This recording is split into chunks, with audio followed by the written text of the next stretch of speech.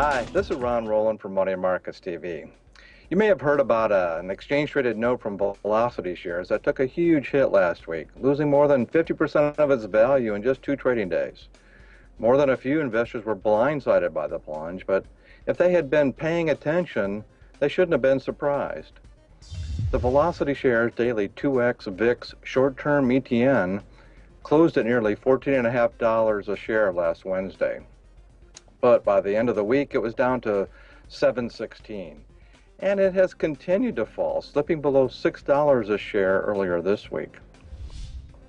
The decline had very little to do with the underlying VIX index or with the ETN's built-in 2x leverage. No, the real problem was that TVIX was artificially inflated. It should never have gotten as high as it did in the first place.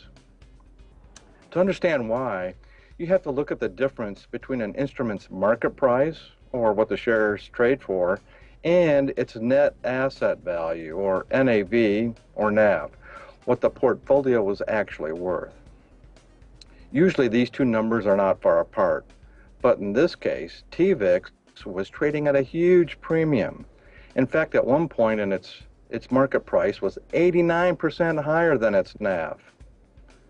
The reason for this discrepancy is partially due to the fact that TVIX is an ETN, not an ETF.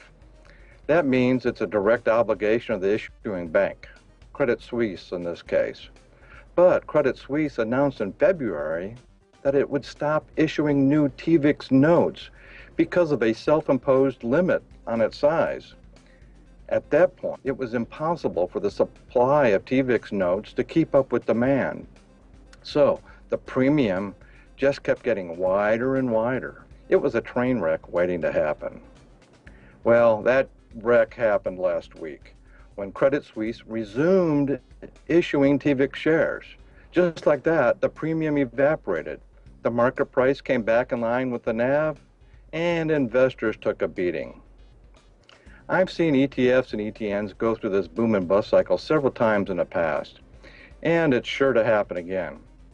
In fact, we're seeing something similar right now with the iPath Dow Jones UBS Natural Gas ETN, ticker symbol GAZ. Its market price reached a 163% premium over its NAV last week. Since then, it's tumbled more than 50%, and I think it still has further to go.